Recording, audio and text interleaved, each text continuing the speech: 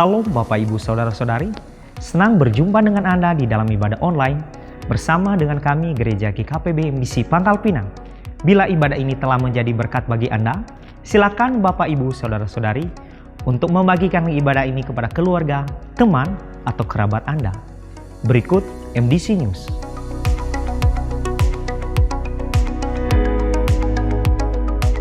Kita akan mengadakan oase selama 40 hari, dimulai pada tanggal 10 Januari sampai 18 Februari 2022 yang diadakan setiap hari dimulai pada pukul 5 sampai pukul 6 waktu Indonesia Barat yang dilaksanakan secara online melalui Zoom Meeting. Mari kita membangun keintiman dan relasi kita dengan Tuhan melalui kegiatan doa. Doa meneduhkan jiwa diadakan setiap hari Rabu dimulai pada pukul 11 sampai pukul 12 waktu Indonesia Barat. Dan doa malam diadakan setiap hari Jumat dimulai pada pukul 19 sampai 20.30 waktu Indonesia Barat yang dilaksanakan secara online melalui Zoom Meeting, dan seluruh kegiatan doa bergabung bersama MDC Prabu Muli. Kegiatan kesan diadakan setiap hari Selasa dan Rabu dimulai pada pukul 19 waktu Indonesia Barat. Bisa dilaksanakan secara online atau secara onsite, namun tetap mengikuti protokol kesehatan. Untuk info lebih lanjut, silakan menghubungi ketua kesan masing-masing. Bagi Bapak, Ibu, Saudara-saudari yang akan memberikan persembahan umum, persembahan persepuluhan dan persembahan misi dapat mentransfernya ke rekening BCA dengan nomor 041 5675 777 atas nama Gereja Kristen Perjanjian Baru, dan ke rekening Mandiri dengan nomor 169 001 0607 080 atas nama Gereja Kristen Perjanjian Baru.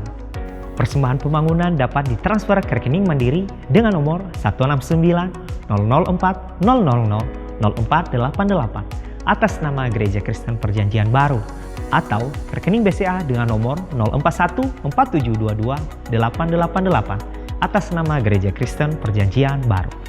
Bagi Bapak, Ibu, Saudara-saudari yang membutuhkan pelayanan dari gereja, dapat menghubungi nomor berikut. Untuk mengetahui info lebih lanjut tentang Gereja GKPB MDC Pangkal Pinang, Bapak, Ibu, Saudara-saudari dapat mengikuti Facebook dan Instagram MDC Pangkal Pinang atau mensubscribe akun YouTube GKPB MDC Pangkal Pinang. Demikian info tentang Gereja GKPB MDC Pangkal Pinang, dan selamat beribadah. Tuhan Yesus memberkati. Selamat pagi, Shalom. Mari kita meninggikan Tuhan. Dia adalah Tuhan dasar pengharapan kita. Haleluya. Yeay. Berkat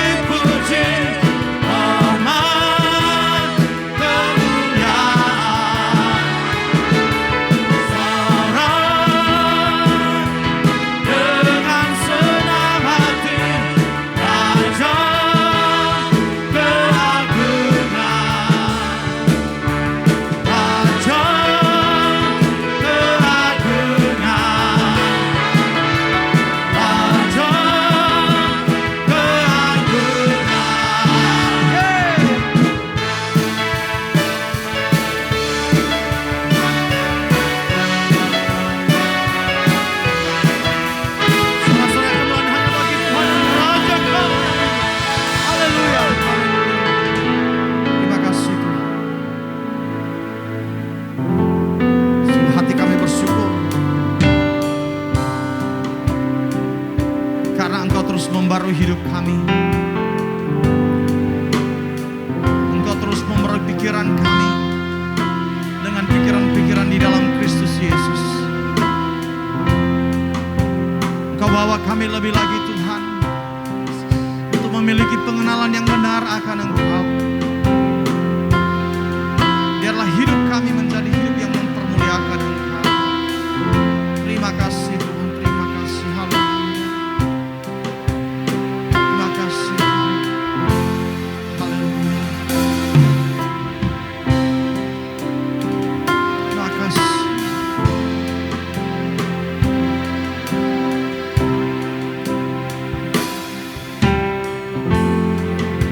Kekuatan di jiwaku,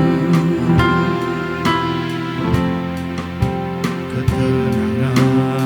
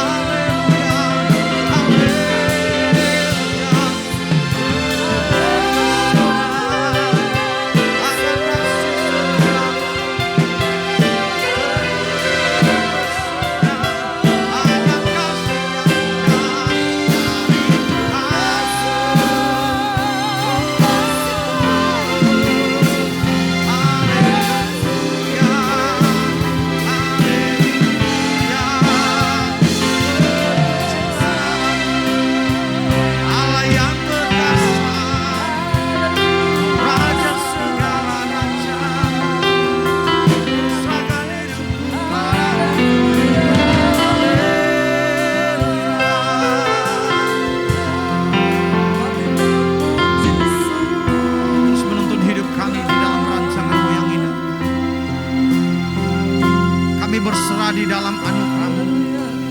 Karena kami sungguh percaya pengurapan-Mu yang dahsyat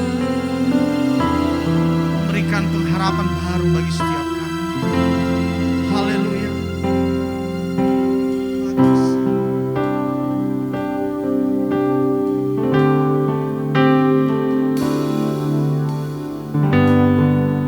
Berikan hatiku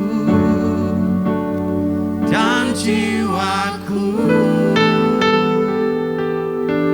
semuanya bagimu di dalam hidupku, di setiap waktu. Nyatakan jalan-Mu, berikan hatiku dan jiwaku, semuanya bagimu di dalam hidupku, di setiap waktu. Nyatakan jalan-Mu, berikan hatiku dan jiwaku,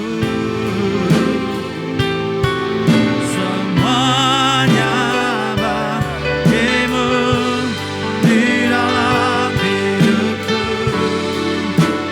setiap waktu. Nyatakan jalan-Mu.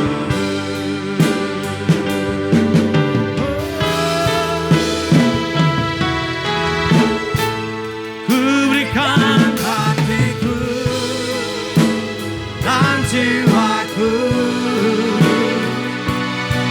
semuanya bagimu di dalam hidupku, setiap waktu.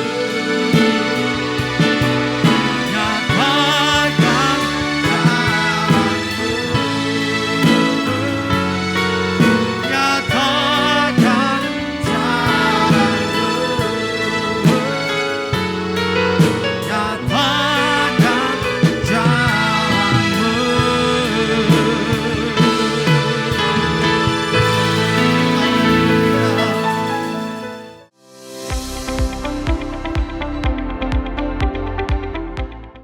Shalom Bapak Ibu Saudara yang dikasihi oleh Tuhan. Senang sekali hari ini kita bisa dapat berjumpa kembali di dalam ibadah yang penuh dengan sukacita ini. Kita mengucap syukur kalau kita dapat melalui tahun 2021 di dalam penyertaan dan anugerah Tuhan saja. Dan tidak terasa hari ini kita sudah memasuki di minggu kedua di tahun yang baru, yaitu tahun 2022. Bapak Ibu Saudaraku yang dikasihi oleh Tuhan, tentunya tahun yang lampau 2021 ada begitu banyak pengalaman-pengalaman, kenangan-kenangan baik yang manis maupun yang pahit yang kita rasakan di dalam kehidupan kita. Tetapi kita percaya bahwa dalam keadaan apapun juga, baik pengalaman yang manis atau pahit dalam hidup kita, kita percaya bahwa Allah turut bekerja di dalam segala sesuatu untuk mendatangkan kebaikan bagi orang yang mengasihi Dia, yaitu bagi orang yang terpanggil sesuai dengan rencananya. Amin. Nah, saudaraku yang dikasihi oleh Tuhan, dan kita memasuki tahun yang baru ini, tentunya setiap kita memiliki harapan yang baru, kerinduan yang baru yang akan kita alami di tahun yang baru ini. Meskipun tahun 2021 dan sampai hari ini kita masih mengalami satu masa-masa yang tidak mudah. Bagaimana pandemi COVID-19 melanda seluruh dunia, dan akibatnya ada begitu banyak hal yang terjadi, bahkan perubahan-perubahan yang terjadi, bahkan mengakibatkan krisis multidimensi, baik secara kesehatan, ekonomi, sosial, dan lain sebagainya. Nah, saudaraku yang dikasihi oleh Tuhan, tetapi kita percaya bahwa dalam keadaan apapun yang kita alami, kita percaya bahwa Tuhan tidak pernah meninggalkan kita. Dia adalah pribadi yang setia, yang selalu menyertai saya dan saudara. Dan itu bisa kita alami sampai hari ini.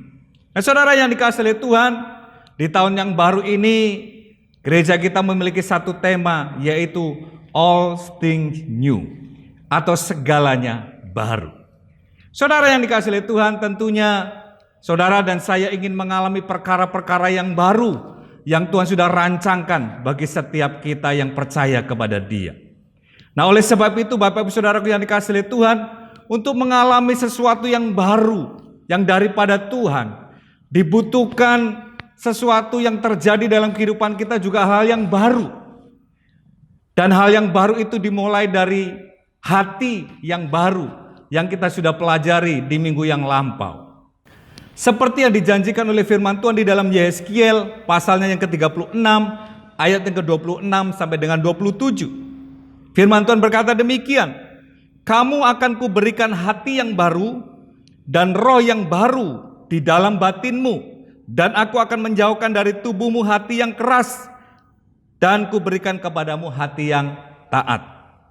Rohku akan kuberikan diam di dalam batinmu, dan aku akan membuat kamu hidup menuruti segala ketetapanku, dan tetap berpegang pada peraturan-peraturanku dan melakukannya. Nah, saudara yang dikasihi oleh Tuhan, inilah yang harus terjadi di dalam kehidupan kita sebelum kita mengalami hal-hal yang baru di era yang baru ini, yaitu apa? Hati yang baru. Firman Tuhan katakan bahwa hati yang baru itu kita peroleh hanya daripada Tuhan sendiri. Dan di minggu yang kedua ini kita akan belajar satu topik, yaitu new thought atau pikiran yang baru. Karena itu mari kita bersama-sama membuka Alkitab kita. Kita membacanya di dalam Efesus pasalnya yang keempat, ayat yang ke-17 sampai dengan 24. Surat Efesus pasal yang keempat, ayat yang ke-17 sampai dengan 24. Firman Tuhan berkata demikian, sebab itu kukatakan dan kutegaskan ini kepadamu di dalam Tuhan, jangan hidup lagi sama seperti orang yang tidak mengenal Allah, dengan pikirannya yang sia-sia dan pengertiannya yang gelap, jauh dari hidup persekutuan dengan Allah, karena kebodohan yang ada di dalam mereka dan kedegilan hati mereka. Perasaan mereka telah tumpul sehingga mereka menyerahkan diri kepada hawa nafsu dan mengerjakan dengan serakah segala macam kecemaran. Tetapi kamu bukan demikian. Kamu telah belajar mengenal Kristus, karena kamu telah mendengar tentang Dia dan menerima pengajaran di dalam Dia menurut kebenaran yang dinyatakan dalam Yesus, yaitu bahwa kamu berhubung dengan kehidupan kamu yang dahulu harus menanggalkan manusia lama yang menemui kebinasaannya oleh hawa nafsunya yang menyesatkan, supaya kamu dibaharui di dalam roh dan pikiranmu, dan mengenakan manusia baru yang telah diciptakan menurut kehendak Allah di dalam kebenaran dan kekudusan yang sesungguhnya. Bapak Ibu Saudara yang dikasihi oleh Tuhan, dalam bagian ini Rasul Paulus menjelaskan perbedaan antara orang yang tidak mengenal Allah atau orang yang hidup di luar Kristus dengan orang yang mengenal Allah atau orang yang sudah ada di dalam Kristus. Dicatat di dalam ayat yang ke-17 sampai dengan ke-19, kita dapat melihat di sini bahwa orang yang hidup di luar Kristus atau orang-orang yang tidak mengenal Allah itu hidupnya dalam pikiran yang sia-sia. Yang kedua, hidup dalam pengertian yang gelap. Selanjutnya, hidup jauh dari persekutuan dengan Allah. Hidup di dalam kebodohan, hidup di dalam kedegilan hati, hidup dengan perasaannya yang telah tumpul, hidup menyerahkan diri kepada hawa nafsu, dan juga hidup di dalam keserakahan dan kecemaran. Nah, inilah hal-hal yang terjadi di dalam kehidupan orang yang tidak mengenal Allah atau orang yang masih hidup di luar Kristus. Tetapi berbeda dengan orang-orang yang sudah ada di dalam Kristus, yang telah mengenakan manusia yang baru, yaitu orang-orang yang telah mengenal Allah. Dicatat di dalam ayat yang ke-20 sampai dengan 24. Di sana dikatakan, tetapi kamu bukan demikian.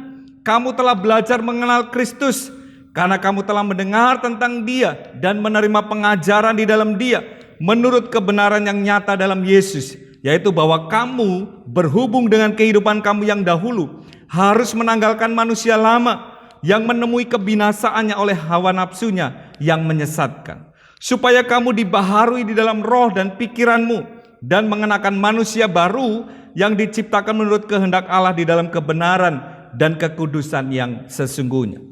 Bapak Ibu Saudaraku yang dikasihi oleh Tuhan, sebagai pengikut Kristus atau orang-orang yang sudah mengenal Allah, orang-orang yang ada di dalam Kristus, memiliki satu pola hidup dan cara berpikir yang berbeda. Manusia yang baru di dalam Kristus menanggalkan manusia yang lama dan mengenakan manusia yang baru. Yang kedua, diperbaharui di dalam roh dan pikiran. Saudaraku yang dikasihi oleh Tuhan, inilah hal yang sangat penting bagi orang yang percaya. Untuk mengalami hal-hal yang baru di dalam Tuhan, dibutuhkan pikiran yang baru.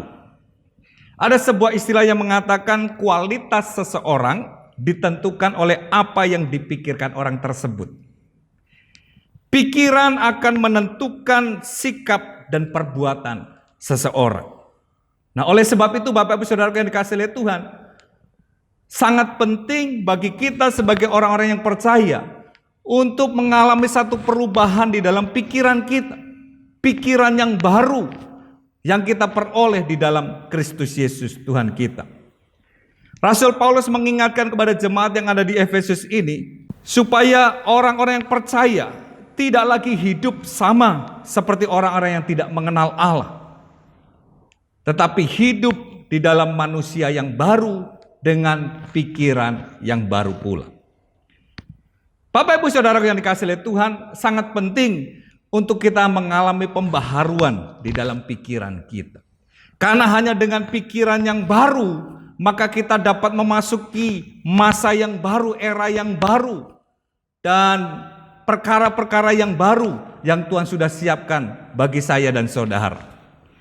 Nah, Bapak Ibu Saudara yang dikasihi oleh Tuhan, untuk itu kita akan mempelajari hal yang pertama ini, pentingnya pembaharuan di dalam pikiran kita. Mari kita membaca Alkitab kita di dalam Kolose pasal yang ketiga, ayat yang pertama sampai dengan yang kedua.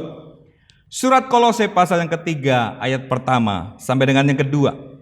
Firman Tuhan berkata demikian, karena itu kalau kamu dibangkitkan bersama dengan Kristus, carilah perkara yang di atas, di mana Kristus ada, duduk di sebelah kanan Allah. Pikirkanlah perkara yang di atas, bukan yang di bumi. Nah, Bapak Ibu Saudara yang dikasihi Tuhan, mengapa penting untuk kita memiliki pikiran yang baru atau mengalami pembaharuan di dalam pikiran kita? Hal yang pertama Bapak Ibu Saudara, karena dengan pikiran yang baru, maka kita akan memiliki arah atau orientasi hidup yang benar. Seperti yang dijelaskan di dalam Kolose pasal 3 ayat yang pertama sampai dengan yang kedua ini. Orientasi hidup kepada Allah, bukan manusia, itu hal yang pertama. Pikiran yang diperbaharui akan mengakibatkan seseorang memiliki orientasi hidup kepada Allah, bukan kepada manusia. Teosentris, bukan antroposentris. Nah, dengan demikian apapun yang dipikirkan, yang diputuskan, yang dilakukan, itu bukan berorientasi kepada manusia, tetapi kepada Allah. Melakukan apa yang menjadi kehendak dan selera daripada Allah. Kalau pikiran manusia yang lama, sebelum kita mengenal Tuhan, sebelum kita ada di dalam Kristus, seringkali pikiran kita itu fokus, terarah, berorientasi kepada kehendak dan selera kita sendiri. Tidak peduli apakah itu menyakiti hati Tuhan atau tidak. Tidak peduli apakah itu menyenangkan Tuhan atau tidak. Apakah itu sesuai dengan kehendak Tuhan atau tidak. Yang penting kita mengalami kepuasan secara daging. Nah, itulah pikiran manusia yang belum diperbaharui. Pikiran yang penuh dengan hal-hal yang sia-sia. Nah, Tuhan tidak ingin kita hidup di dalam pikiran yang lama. Tetapi Tuhan ingin kita hidup dalam pikiran yang baru. Bagaimana kita memikirkan apa yang menjadi pikiran Allah. Suatu pola pikir yang sangat berbeda dengan pola pikir yang ada di dunia ini. Dan seringkali kita harus berhadapan dengan berbagai hal karena kita berlawanan arah dengan pikiran-pikiran duniawi. Saudaraku yang dikasihi oleh Tuhan, inilah hal yang pertama, bahwa ketika seseorang mengalami pembaharuan di dalam pikirannya, maka orientasi hidupnya akan berubah. Pola pikirnya akan berubah. Bukan fokus kepada kesenangan manusia, tetapi fokus dan berorientasi kepada kehendak dan kesenangan Allah. Yang kedua, orientasi hidup kepada perkara-perkara yang di atas, bukan perkara-perkara yang di bumi. Itulah yang dijelaskan di dalam Kolose pasal 3 ayat yang kedua tadi. Firman Tuhan menegaskan kita harus memikirkan perkara-perkara yang di atas, bukan perkara-perkara yang di bumi. Artinya apa, Bapak Ibu Saudara? Kita tidak berorientasi kepada perkara-perkara yang ada di dunia ini, yang sifatnya fana, yang sementara. Tetapi kita mulai belajar untuk memikirkan perkara-perkara yang kekal, yang berkaitan dengan kerajaan sorga, dengan kerajaan Allah. Dan inilah yang menjadi kerinduan kita sebagai orang yang telah ada di dalam Kristus. Yaitu apa? Seperti doa yang Tuhan Yesus ajarkan. Doa Bapa kami. Bapa kami yang di sorga, dikuduskanlah namamu, datanglah kerajaanmu di bumi seperti di sorga. Jadi ketika seseorang, ketika saya dan saudara, pikiran kita dibaharui di dalam Kristus, maka kita tidak lagi memikirkan hal yang duniawi, tetapi kita berorientasi kepada perkara-perkara yang di atas. Kerinduan kita supaya di bumi seperti di sorga.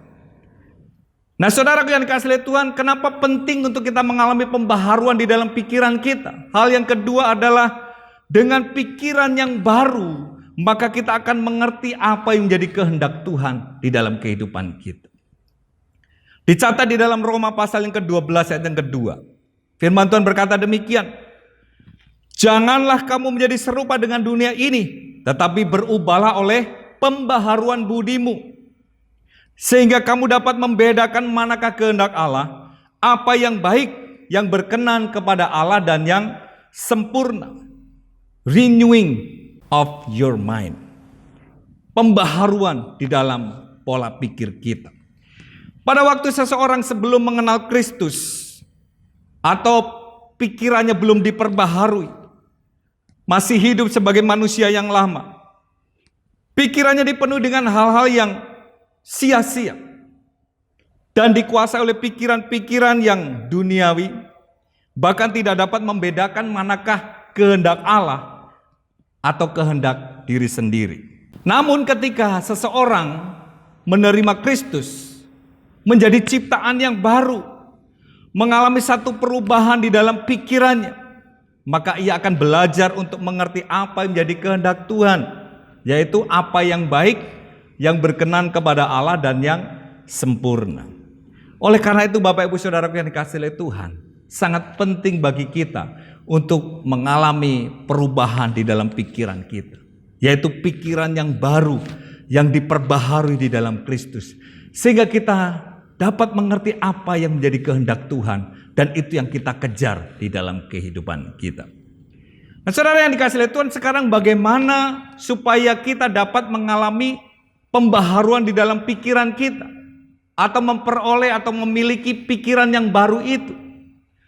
Saudaraku yang dikasihi oleh Tuhan, pembaharuan pikiran itu tidak terjadi karena usaha kita atau oleh kekuatan kita. Namun sesungguhnya perubahan di dalam pikiran kita adalah karena anugerah di dalam Kristus Yesus Tuhan kita. Itu merupakan karya Allah di dalam kehidupan kita. Saudaraku yang dikasihi oleh Tuhan, ada banyak orang berusaha untuk merubah pikirannya dengan kekuatannya, dan akhirnya frustrasi. Karena begitu sulitnya untuk merubah pola pikir itu. Tetapi bagi orang yang ada di dalam Kristus, menjadi ciptaan yang baru di dalam Kristus, maka perubahan pikiran itu dikerjakan oleh Allah sendiri melalui firman-Nya dan Roh Kudus-Nya. Mari kita membaca Alkitab kita dalam 2 Korintus pasal yang ke-5 ayat yang ke-17. Firman Tuhan berkata demikian, jadi siapa yang ada di dalam Kristus, ia adalah ciptaan yang baru. Yang lama sudah berlalu, sesungguhnya yang baru sudah datang. Saudaraku yang dikasihi oleh Tuhan, manusia yang baru adalah orang yang ada di dalam Kristus, in Christ. Dan hanya orang yang ada di dalam Kristus inilah yang akan mengalami pola pikir atau perubahan pola pikir yang baru. Oleh karena itu, untuk mengalami pola pikir atau perubahan pikiran kita, hal yang pertama, seseorang itu harus ada di dalam Kristus, menerima Yesus sebagai Tuhan dan Juru Selamat di dalam hidupnya. Karena firman Tuhan tadi dalam 2 Korintus 5 ayat yang ke-17 dikatakan, jadi siapa yang ada di dalam Kristus, ia adalah ciptaan baru. Jadi hanya orang yang ada di dalam Kristus yang menjadi ciptaan yang baru, termasuk diciptakan, mengalami perubahan di dalam pikirannya. Bapak Ibu Saudara yang dikasihi oleh Tuhan, ciptaan yang baru atau dalam bahasa Yunaninya itu kainos, itu artinya sama sekali baru, bukan perbaikan dari yang lama. Ya, diciptakan dalam kualitas yang baru. Nah, baru di sini bukan dalam arti secara fisik tentunya, tetapi baru di sini adalah di dalam kualitas yang berbeda. Ciptaan yang baru bukan karena hasil pekerjaan manusia atau usaha daripada kekuatan kita, tetapi hanya oleh karya Tuhan melalui Kristus Yesus yang datang ke dalam dunia ini, mengorbankan dirinya. Dan orang yang ada di dalam Kristus itulah yang akan menjadi ciptaan yang baru. Nah, oleh sebab itu Bapak Ibu Saudara, kata bertobat atau dalam bahasa Yunani disebut dengan istilah metanoia, artinya adalah perubahan pola pikir. Jadi hanya orang yang telah bertobat, mengalami perubahan pola pikir di dalam Kristus Yesus, dialah yang menjadi ciptaan yang baru. Orang yang sungguh-sungguh percaya dan menerima Yesus sebagai Tuhan dan Juru Selamat dalam hidupnya akan menjadi ciptaan yang baru, sehingga memiliki value yang baru, yaitu value kerajaan Allah, memiliki tujuan yang baru, yaitu tujuan hidup untuk memuliakan Tuhan. Jadi itulah hal yang pertama, untuk seseorang dapat mengalami perubahan di dalam pikirannya atau pembaharuan di dalam pikirannya adalah ketika dia menerima Kristus atau ada di dalam Kristus. Dan hal yang kedua, untuk mengalami perubahan di dalam pikiran kita atau pembaharuan di dalam pikiran kita, maka terus menerus kita harus membangun relasi dengan Tuhan. Itu hal yang kedua. Perubahan pola pikir tidaklah terjadi seketika, tetapi melalui proses perubahan yang terus menerus yang dikerjakan oleh Allah melalui firman-Nya dan Roh Kudus. Dicatat di dalam Kolose pasal yang ketiga ayat yang ke-10. Dan telah mengenakan manusia baru yang terus menerus diperbaharui untuk memperoleh pengetahuan yang benar menurut gambar Khaliknya. Diperbaharui terus menerus. Nah, saudaraku yang dikasihi oleh Tuhan, oleh karena itu untuk mengalami pembaharuan terus menerus di dalam kehidupan kita, memiliki perubahan di dalam pola pikir yang sesuai dengan kehendak Tuhan, maka dibutuhkan suatu relasi yang intens dan terus menerus dengan Kristus. Relasi dengan Kristus inilah yang digambarkan di dalam Yohanes pasal yang ke-15 ayat 14 sampai dengan 15, yaitu seperti pokok anggur dengan ranting-rantingnya. Dicatat demikian, tinggallah di dalam aku dan aku di dalam kamu, sama seperti ranting tidak dapat berbuah dari dirinya sendiri kalau ia tidak tinggal pada pokok anggur. Demikian juga kamu tidak berbuah jikalau kamu tidak tinggal di dalam aku. Akulah pokok anggur dan kamulah ranting-rantingnya. Barang siapa tinggal di dalam aku dan aku di dalam dia, ia berbuah banyak, sebab di luar aku kamu tidak dapat berbuat apa-apa. Saudara yang dikasihi oleh Tuhan, untuk memiliki perubahan pikiran yang baru, kita tidak dapat peroleh dengan kekuatan dan cara kita, tetapi dengan membangun relasi dengan Tuhan terus menerus, maka disitulah Tuhan mengerjakannya bagi kita. Relasi ini harus terus-menerus kita bangun melalui doa dan membaca serta merenungkan firman Tuhan. Untuk memasuki masa yang baru yang telah Allah siapkan bagi umatnya, maka kita perlu terus-menerus diperbaharui di dalam pikiran kita. Pikiran kita harus senantiasa kita isi dengan kebenaran firman Tuhan. Bapak Ibu Saudaraku yang dikasihi oleh Tuhan, ketika kita mengisi pikiran kita dengan perkara-perkara yang ada di dunia ini, dengan berita-berita yang negatif, apalagi hoax, saudara, justru akan membuat iman kita lemah. Kita khawatir dan takut. Bahkan kita tidak tahu apa yang harus kita lakukan di tahun yang baru ini.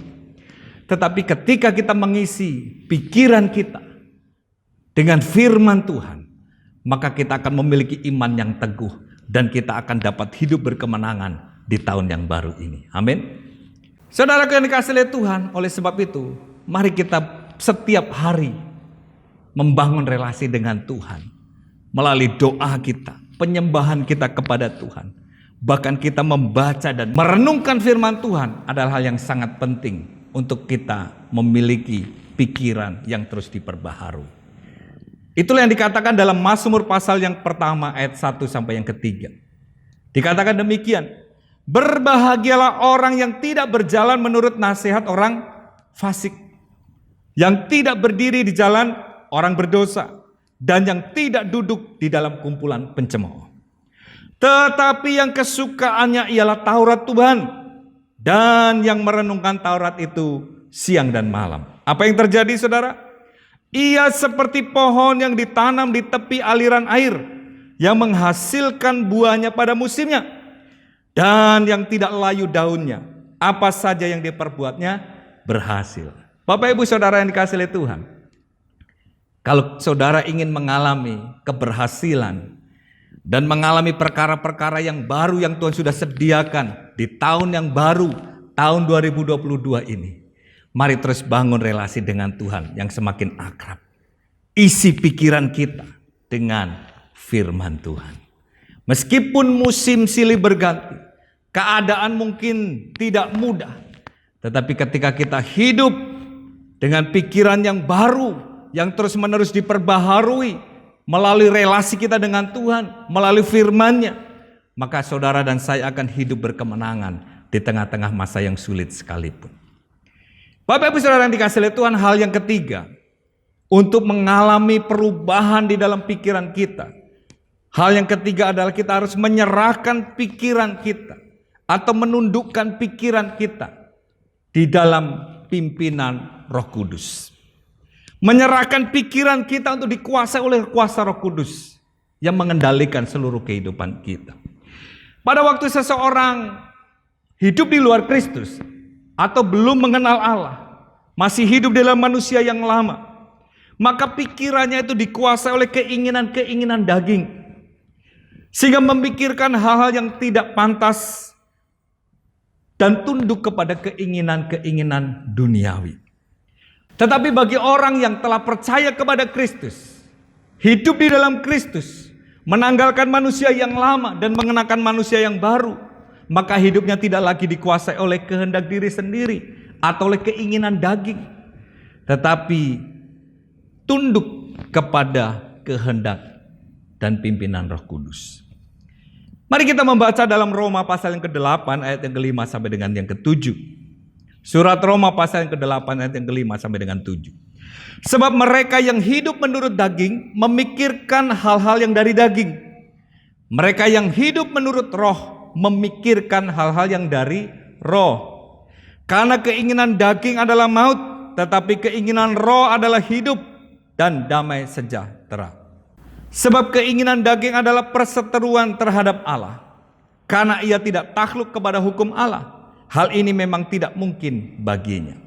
Bapak Ibu Saudaraku yang dikasihi oleh Tuhan, marilah kita sebagai orang-orang yang telah ada di dalam Kristus, sebagai umat-Nya, kita menyerahkan seluruh kehidupan kita, bahkan pikiran kita, untuk dikendalikan dan dikuasai oleh Roh Kudus. Sehingga kita tidak hidup di dalam keinginan daging kita, tidak lagi hidup dalam pikiran dan kehendak kita yang lama, yang tidak sesuai dengan kehendak Allah. Tetapi kita hidup sebagai manusia yang baru, dalam ciptaan yang baru, dengan kualitas yang baru di dalam Kristus Yesus. Hidup baru, pikiran baru. Amin. Hidup baru, pola pikir yang baru. Bapak Ibu Saudara yang dikasihi oleh Tuhan, memasuki tahun yang baru ini, bahkan ada perkara-perkara yang baru yang Tuhan sudah sediakan bagi umatnya. Marilah kita hidup di dalam pola pikir yang baru, dengan pikiran yang baru, pikiran yang dipenuhi dan dituntun oleh Roh Kudus sendiri. Oleh sebab itu Bapak Ibu Saudara yang dikasihi oleh Tuhan, marilah kita terus hidup di dalam Kristus, terus menerus membangun relasi yang makin akrab dengan Tuhan melalui doa, penyembahan kita, bahkan kita merenungkan firman Tuhan itu, serta menyerahkan seluruh hidup kita untuk dikendalikan dan dikuasai Roh Kudus. Saya percaya tahun yang baru ini semuanya baru di dalam Tuhan. Amin. Meskipun keadaan susah, keadaan sulit, tetapi kita berjalan bersama dengan Tuhan, maka Tuhan yang akan memberikan kemenangan bagi saya dan saudara.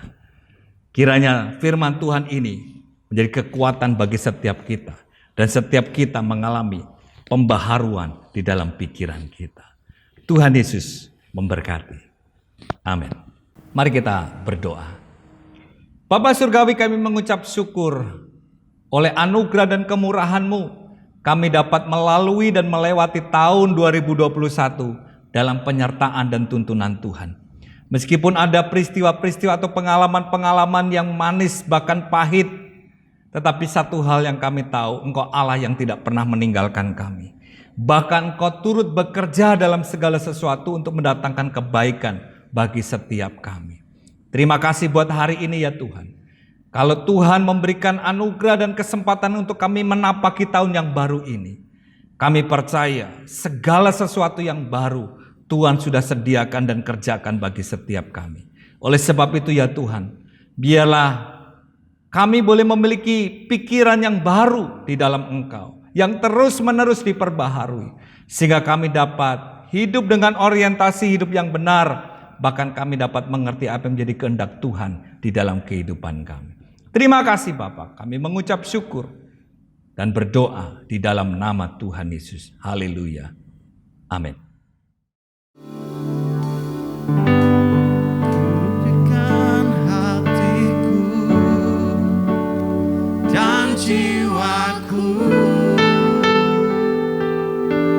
semuanya bagimu di dalam hidupku, di setiap waktu.